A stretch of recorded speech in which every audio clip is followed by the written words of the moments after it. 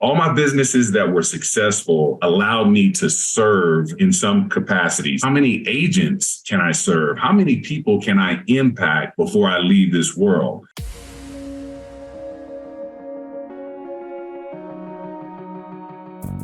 Agent Power Huddle is a daily jumpstart, giving you all the tools you need to create an amazing real estate career.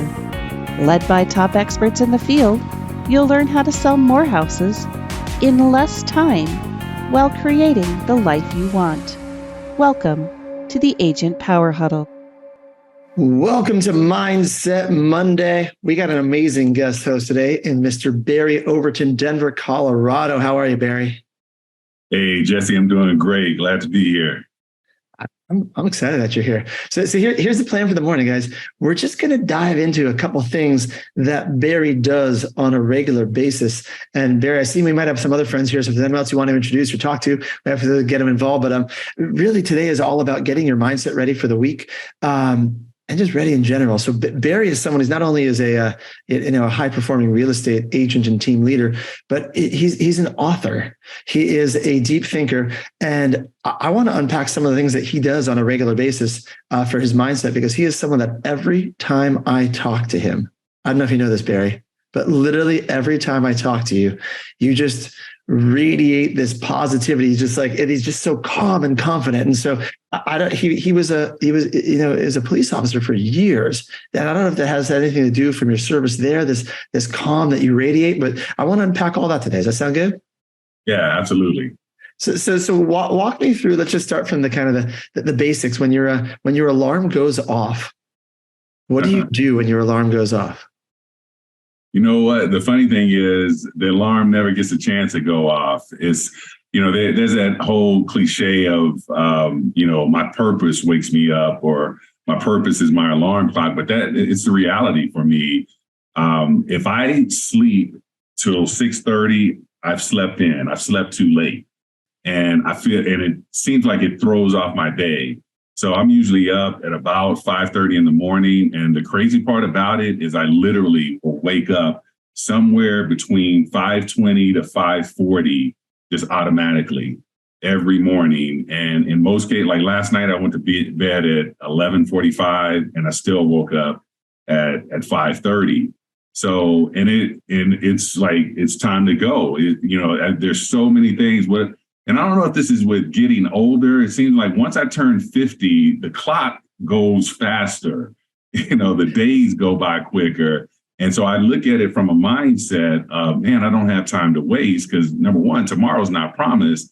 And the time seems to be speeding up. So it's just, that's part of the mindset of getting up, doing it every day.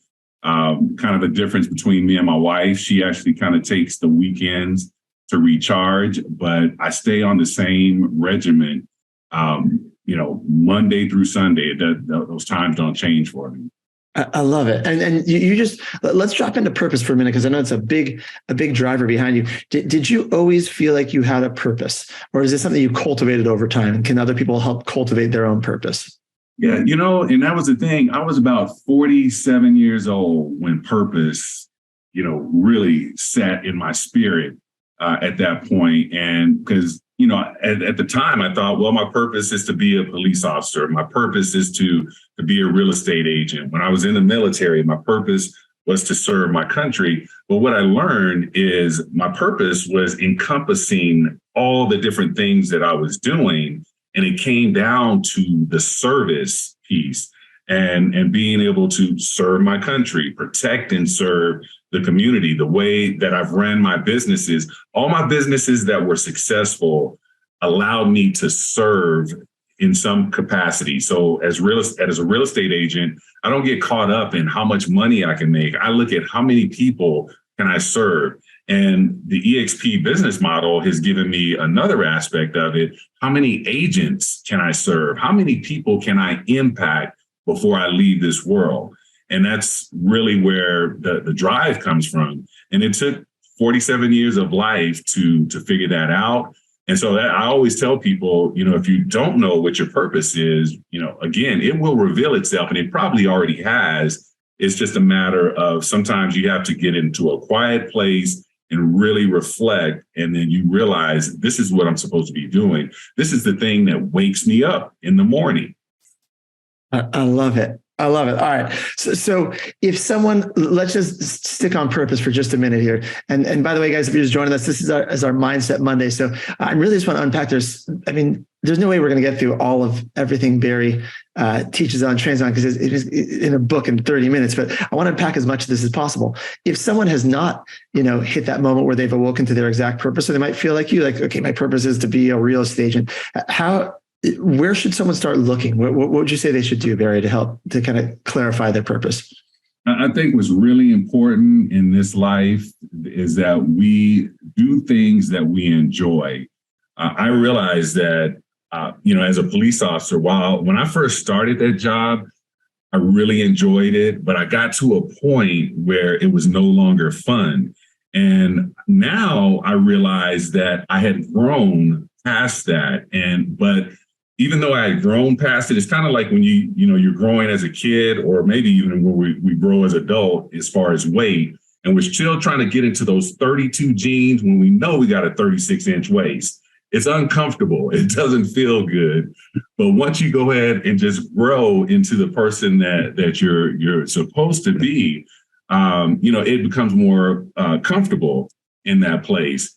And that's what I really found for myself, is that being a police officer, it allowed me to do certain things, and I grew to a certain point. But once I got to a point where I've grown beyond that, but I'm stuck in the same place, that's where it created the discomfort, and I was no longer enjoying it.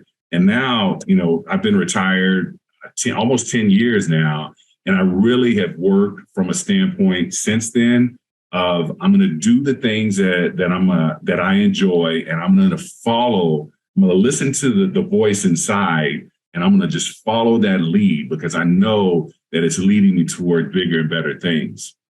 I love it. All right. You just referenced, retirement from being a police officer a couple of times. I want to dive into something that I've never asked you about, but I was listening to a podcast this weekend, and they were talking about fear and overcoming fear. And you guys, as you're getting a taste of what Barry's like, he truly has this sense of calm about him, more so than almost any other human being I've met. And as real estate agents, I feel like anytime we can get a deeper sense of calm, it's a good thing. So this podcast was talking about fear, and they were using the example of this guy was he was learning to mountain climb, and his instructor told him, hey, you're going up this mountain either way, right? You're either going to be carrying all this baggage and all this fear up with you, right? It's going to weigh you down, or you're going to do it and you can still climb. Either way you're climbing the mountain, you want to bring the fear with you or not. How does your relationship to fear and, all those years as a police officer, does that tie into this sense of calm, or did you always have this sense of calm? I think the sense of calm definitely came over time. Again, also being a Gulf War veteran at an early age, I was a sergeant in the military at 22, leading troops during a war. And then being a police officer and being in some pretty hairy situations, and also just knowing through the training that I had in both of those areas, you didn't have time to think about the fear. You had to react. You had to respond the way that you were trained to do so. And a lot of times the fear came after the fact, after everything was over. You're thinking, man, that could have been ugly. That could have been pretty crazy if this would have happened. So that's kind of from that aspect of living in situations. But I tell you, the biggest thing that changed my look on fear was reading Outwitting the Devil by Napoleon Hill. And what I realized is, again, physical things that could cause me harm as a police officer, I just responded. But when it comes to like picking up the phone to make calls to clients or to call potential real estate agents, for agent attraction, there's another different type of fear that comes over you in regards to that.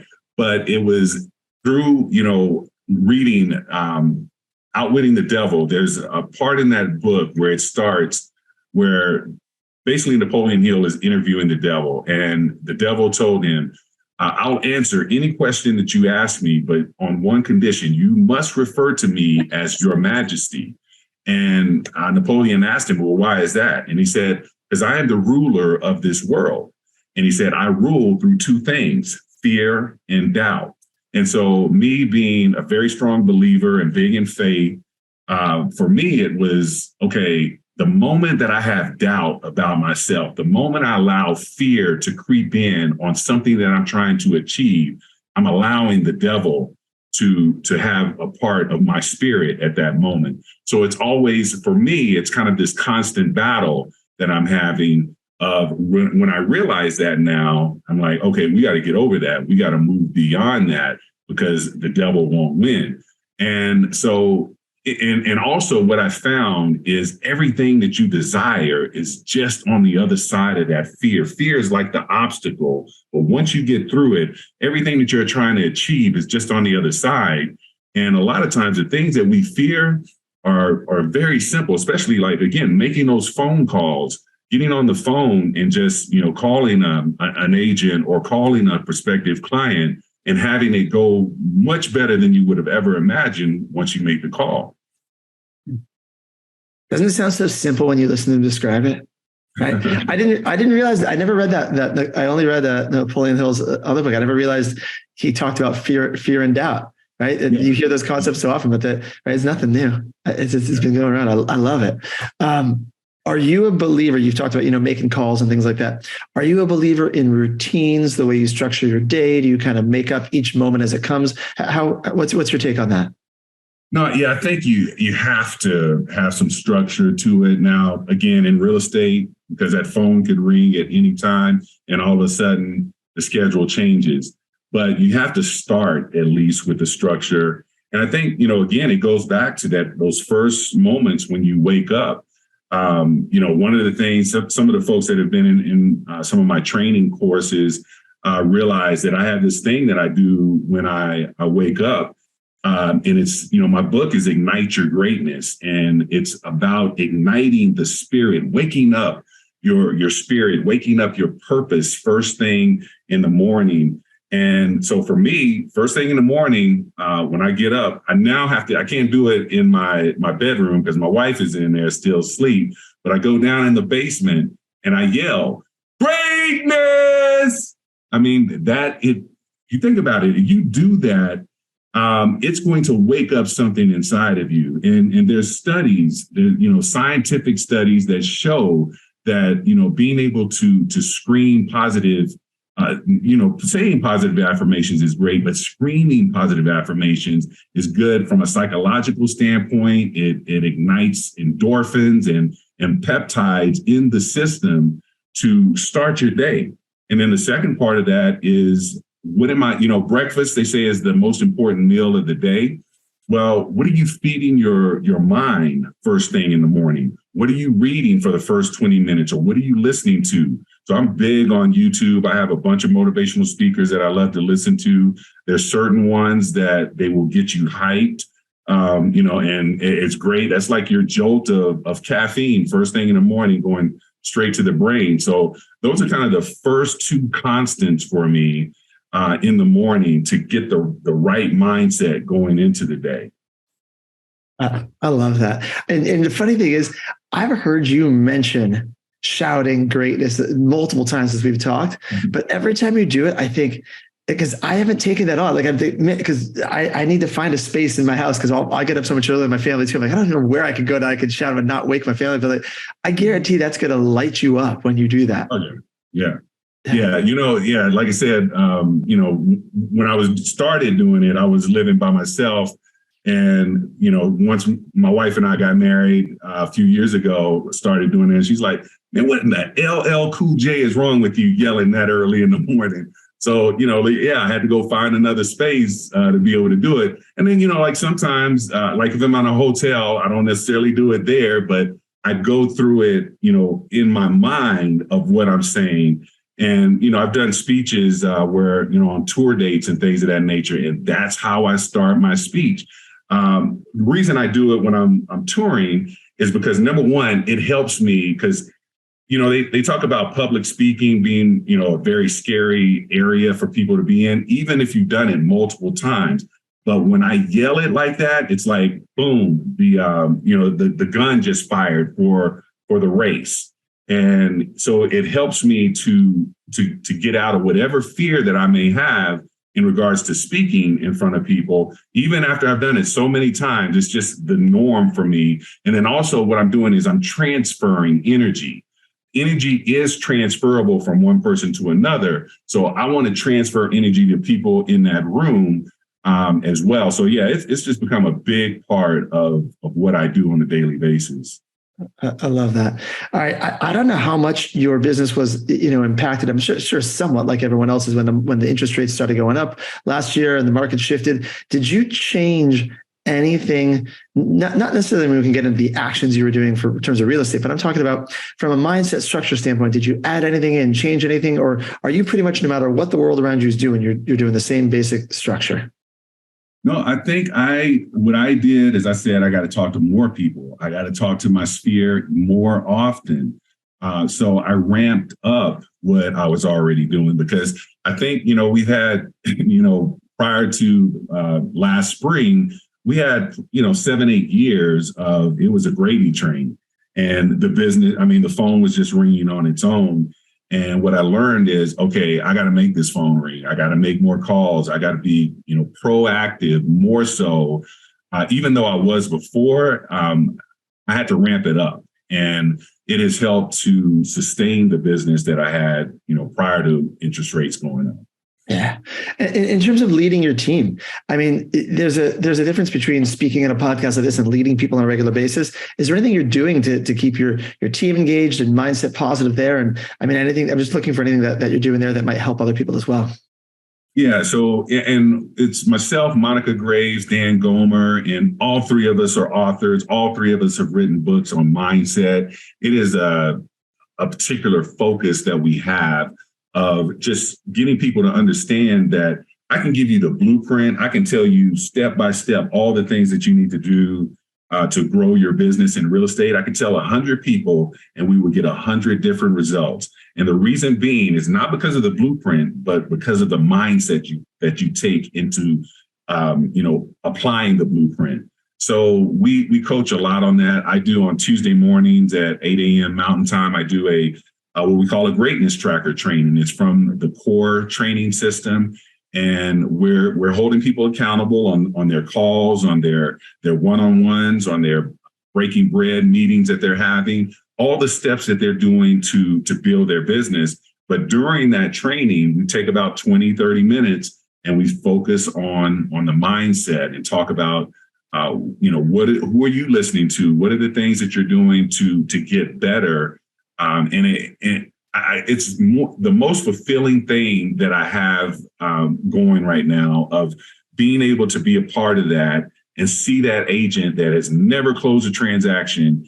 And I had an agent, for example, she came over in March of 2022, had her license for about 9 months, had never closed a transaction on her own. From March of 2022 until the end of the year, December, so about 8-9 months, she did 5.6 million in sales in Denver. Yeah. And it was, again, using this greatness tracker, changing her mindset, just being open to making changes in herself. I think probably a part of that, or a large part of that, would be the accountability piece, right? Accountability is either the sexiest word or the least sexiest word, depending on your perspective. How do you help people embrace that? Because a lot of agents, you say accountability, some are like, yeah, I'll try it, and then they disappear. Some of them are like, I don't even want it. How do you help agents get a positive association with that concept of accountability? Number one, I think I share my story of how I've done that since 2017, and I have an accountability coach that I have to report to every month. And again, it's once you've done it long enough and it becomes a routine, it's kind of weird when you stop doing it. And then also what I learned in the very beginning when I started doing it, I learned that, okay, I do it, it works, and then I stop doing it and it stops working. So I realized, okay, there's something to staying accountable and doing the things that I'm staying accountable for and staying consistent with it. And then being able to share the stories like, again, Allie, who I was just talking about that did 5.6 million, sharing those stories of people that have been doing the same thing. And, getting people to understand that it's not, I'm not a drill sergeant or anything like that with it. I'm going to be your biggest supporter, your biggest ally, because I want to see you win. Because, I see agents all the time, showing their awards for, they did 20 million in sales this year. Their team did 100 million in sales. What my thing is, I love to see individuals that trusted me to coach and train them winning. And it's more important to see them getting the awards than it is for me. Yeah. I love that. And on the accountability piece, it sounds like if anyone listening to this has started with some accountability, got some success, and they stopped, they started again, they're right on track, right? They're just building that. They're building that belief. They're reinforcing for themselves. Oh, this piece of it works. All right, we got less than 10 minutes left. Is there any strategy that you've used over the last 10 years that just didn't work for you? You're like, I tried this thing and that really wasn't a fit, and then you pivoted. Yeah, you got anything like that didn't work for you? Yeah, in right when I came to EXP, the one thing that I kept hearing from agents that I'm looking to attract to EXP was, the lead gen? Do you offer any leads? What do you provide from that standpoint? And man, I tell you, in 2022, I spent tens of thousands of dollars on lead gen, and I didn't find a system that worked at all. It's frustrating. What I also learned is if you're not built for making cold calls and dealing with what's on the other end of that phone, it can break you, as an agent. And so for me, cold call is just not my thing. Now, I think you're going to be having a call with some folks that they have mastered cold calling. We're looking to bring them on to our organization. It's like, hey, if you got it figured out and you got it dialed in, hey, let's do it together. I will definitely send everyone your way, because it's just not my thing. And I think that's what's important, is you got to find where your niche is. And that was, for me, the greatness tracker and the core training. It's all about sphere marketing. And I have that dialed in at a very high level. So now I've just learned to kind of stay in my lane, not try and recreate, some success in an area that I've never had success in. And so I'm excited about the fact that we could potentially have someone that does have an expertise in that they can run with it, and I don't have to worry about it. How long do you give it? Like, how do you tell if it's not your thing or you're just learning it? Like, how long would you give it before you pivoted? Because sometimes it feels uncomfortable because it's new, but sometimes it's just not your thing, right? And some people, they immediately know, like, hey, I'm never going to cold call. I get that. But how long would you give it otherwise if you're trying to figure out if it's just not your thing or if it's new? Yeah. Steve Harvey wrote a book called Think Like a Man, Act Like a Woman. And in that, he talks about the 90-day probationary period. Now, the book has nothing to do with how I apply this, but it's 90 days. 90 days of anything. If you do it consistently for 90 days, you should get results. If you don't, then you have to really step back and rethink what it is that you're doing. So it's always become important to me. Anything that I'm going to do or going to apply, giving it that 90 days. Now, something like farming a brand new neighborhood, I know that's a year and a half of seeing the success from that. But something like, again, the cold marketing piece, I gave it 90 days.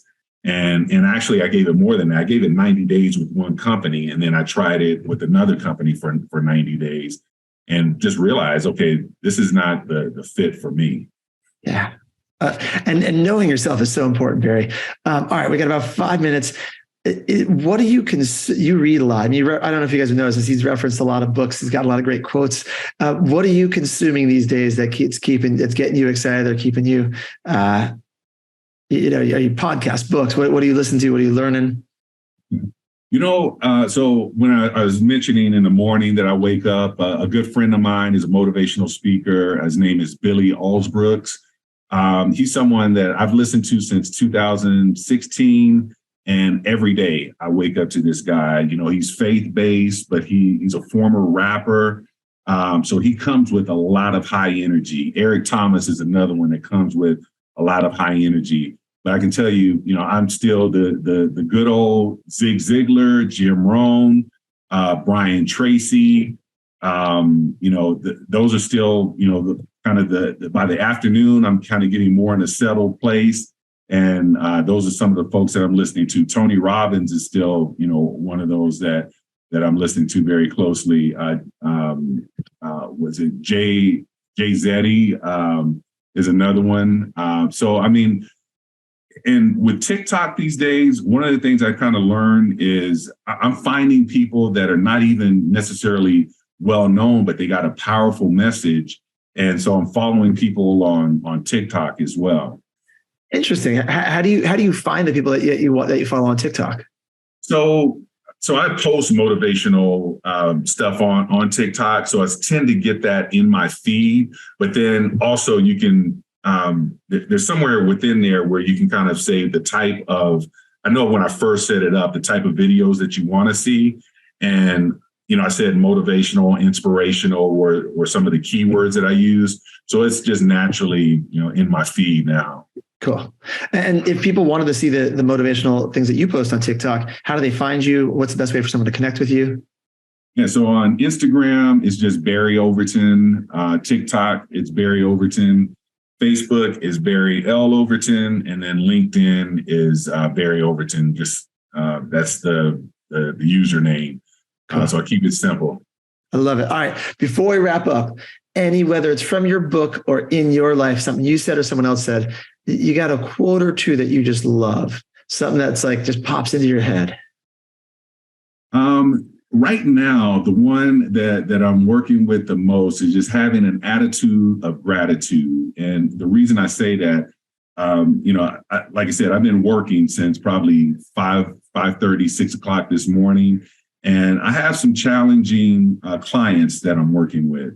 And I said this to just a couple of weeks ago on the Greatness Tracker training. I said this to another agent because she was saying, I got this new client that I'm getting, and she is, I've spent 6 hours with her and she's been doing this, and I'm just so frustrated with her. And I said, I want you to stop for a second. And the key words that you said is, I have this new client. There are agents out there that wish they could use those words because they don't have any business going on right now. And so for me, I had to take my own advice with some of the frustrations that I'm having within my business right now of realizing, okay, but I have business. And even though, it's challenging with some of the clients that I'm working with, I am fortunate and I am grateful that I do have the business that I do. Because again, if you're not grateful for what you currently have, the universe will not continue to pour into you other opportunities. Yeah. So do you make mental lists, written lists? What's your gratitude practice look like these days?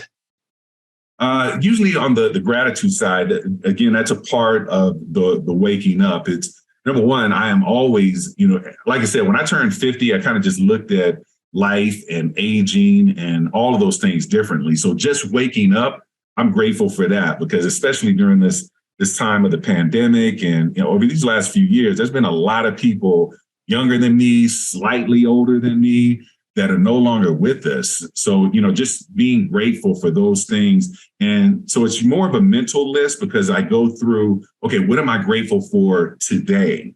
And a lot of times those things change throughout the course of the day, but it's always important for me to show gratitude for at least 10 things, throughout the course of the day. And when you think about it, being grateful for waking up, being grateful to be able to walk to the bathroom, because there's some people that can't get out of bed. So, it's pretty easy to find the things that we're grateful for, the things that we take for granted, really.